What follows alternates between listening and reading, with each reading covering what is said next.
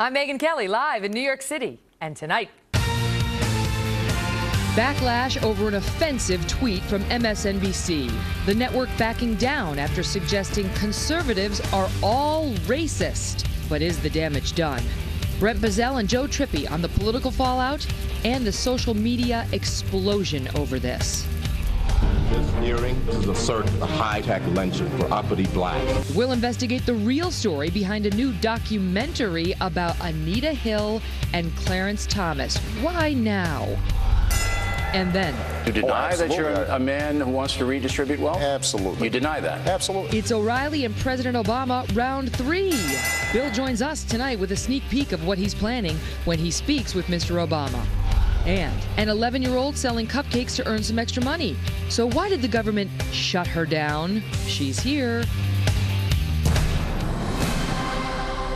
breaking tonight, new fallout and a fierce debate after a major media outlet suggests that Americans with conservative principles are all likely racist. Welcome to the Kelly File, everyone. I'm Megyn Kelly.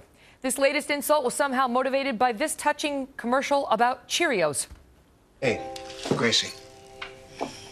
You know how our family has daddy and mommy?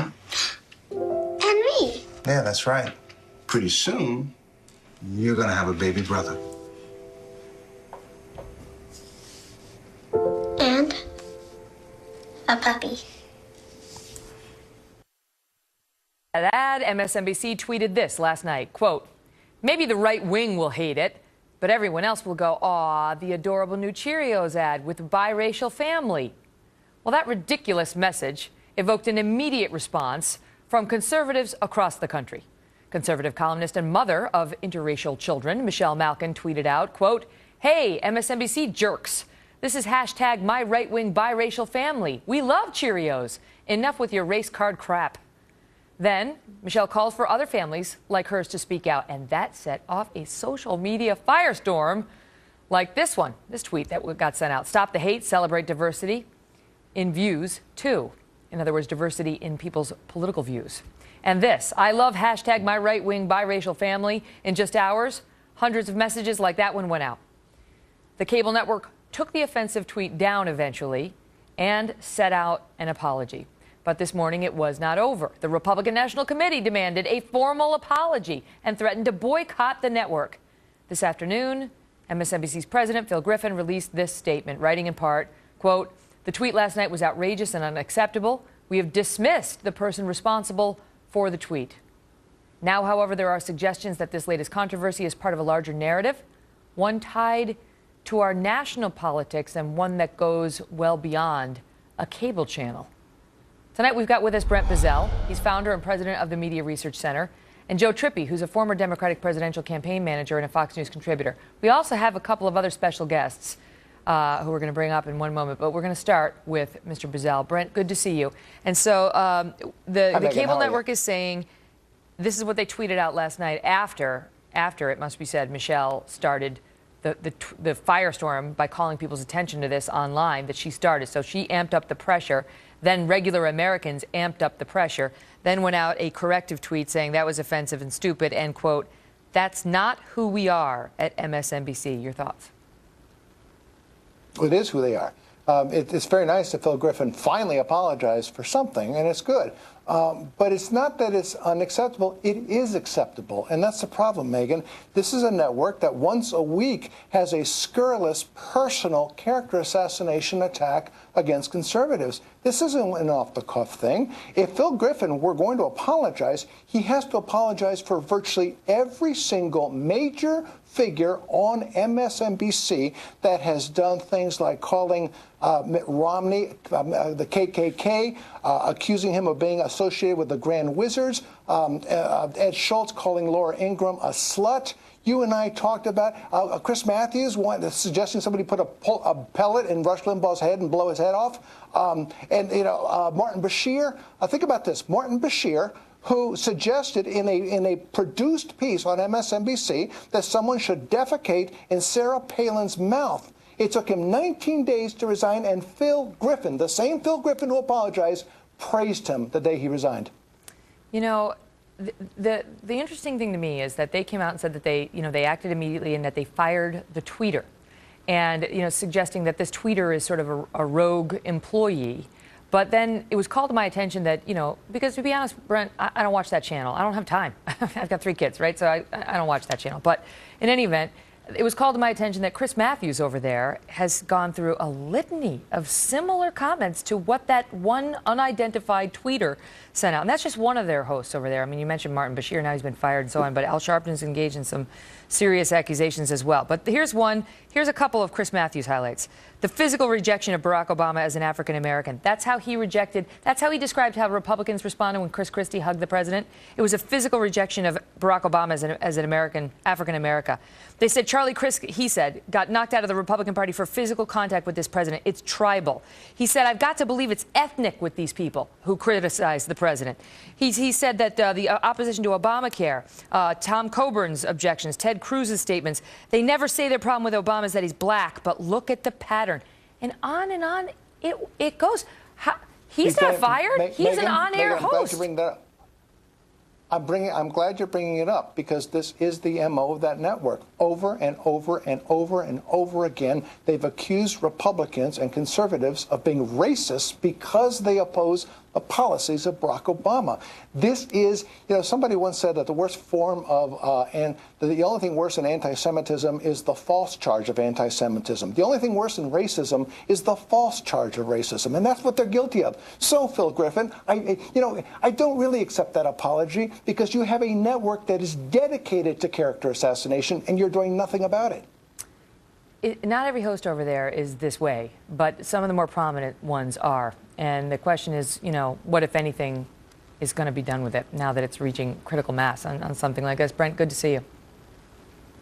Thank you, Megyn. Well, the social media response to this controversy was intense, as I mentioned. The hashtag #MyRightWingBiracialFamily took Twitter by storm. And one of the ones that got our attention was simple and short. It came from Nicholas Bailey, who posted this picture and wrote, quote, "My right-wing biracial family brought to you by @MSNBC. A hashtag I can jump in with my gorgeous wife." With us tonight, Nicholas and Crystal Bailey in Washington, D.C. Good to see you both. Nicholas, your thoughts on the comments, the tweet that was sent out by MSNBC, and now the statement, the follow-up statement, apologizing and saying that is not who we are at that network. Well, Megyn, this is what the left does. I mean, they essentially call half of America racist, and then expect not to be called on it. Like, we stood up as Americans and said that we're not racist. And as far as the apology, I feel like that was MSNBC just saving face. If a hand has gangrene and you cut off a pinky, that hand still has gangrene. So that's my take on that. Before I get to Crystal, I want to ask you, Nicholas, do you feel, because I know you have conservative leanings, do you feel, as a conservative black man, that that is not an acceptable position to many on the left? Because we're going to come up a little bit later in the show with a discussion about Clarence Thomas. They're releasing a new Anita Hill movie right now, okay, 20 years after the fact. And at the time that he went through that whole business, he said, look, this is a high-tech lynching of me because the left doesn't agree with my conservative principles. Well, yeah, I mean, that's a big thing. The left, they pride themselves on having a voting bloc of blacks, and they think that all blacks are supposed to groupthink. And that is not the case. I was actually raised liberal, and once I got to college, I was able to navigate my way out of that, and I found that the conservative principles aligned with my values.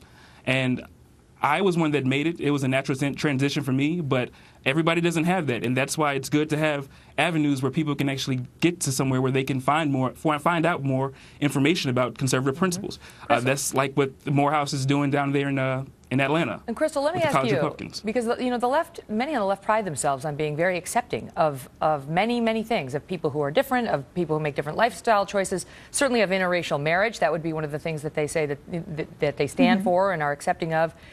But interracial marriage where one person happens to be a conservative, or just conservatives in general, there is a question about whether the left is tolerant of that. What's your thought? Yeah, definitely. their tolerance definitely comes into question.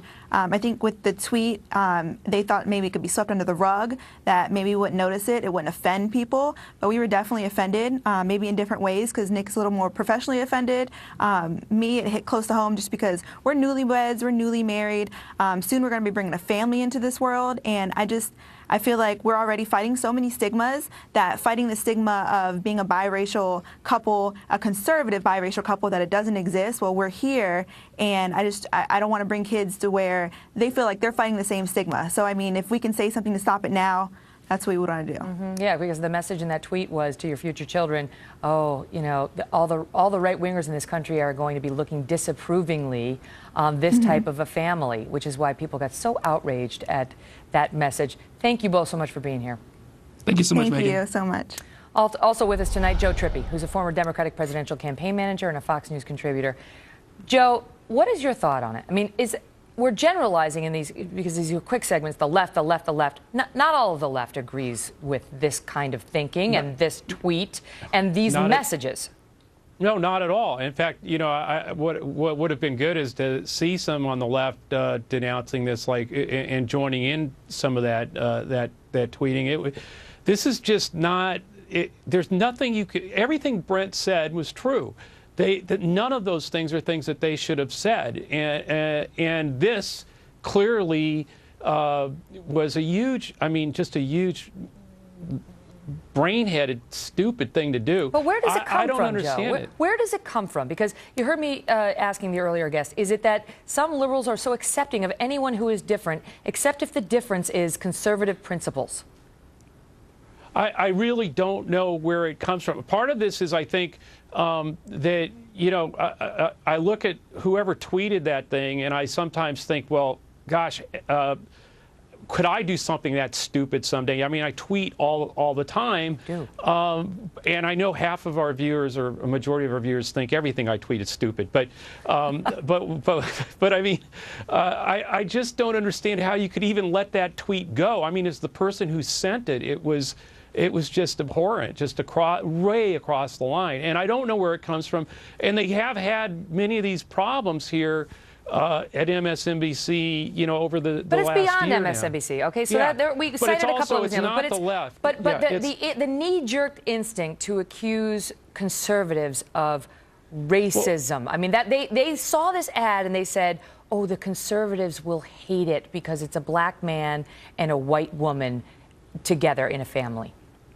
Look, I think there are people on both sides who do that. I mean, the you know, real extreme activists will do things like that. Everything I say, I'm a socialist. Everything a right-winger says, they're a racist, or they don't care, or you know, or they've got theirs and they don't want anybody to have theirs. I mean, what I'm saying, I'm not one of those people. I'm just saying our problem today is there's such polarization and there's such really kind of hate-filled stuff on elements, small elements on both sides, but it comes into the fray, and when it shows up on a network like this, that's, you know, that starts to be very worrisome, I think. But beyond that, I think, you know, what I thought the internet and social media was going to do was bring more people together. And it seems to have sort of helped the polarization in a lot of ways. I know. I've said before. Listen, I go on Twitter a lot, but I've said before, it's mean. Yeah. Twitter is mean, yeah, and you got to have a thick skin to go on Twitter. They need to do something to fix the filter, and actually, that's true over at MSNBC as well. Joe, thank you. Thanks, Megyn. Taking your thoughts on it.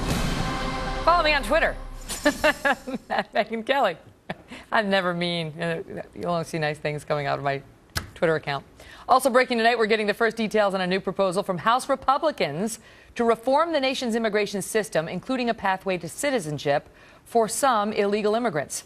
Chris Direwalt is our Fox News digital politics editor and host of Power Play on FoxNews.com Live.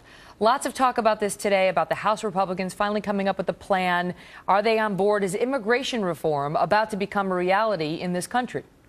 Well, I don't know if we ought to get all the way down that path yet, because remember, this isn't a bill.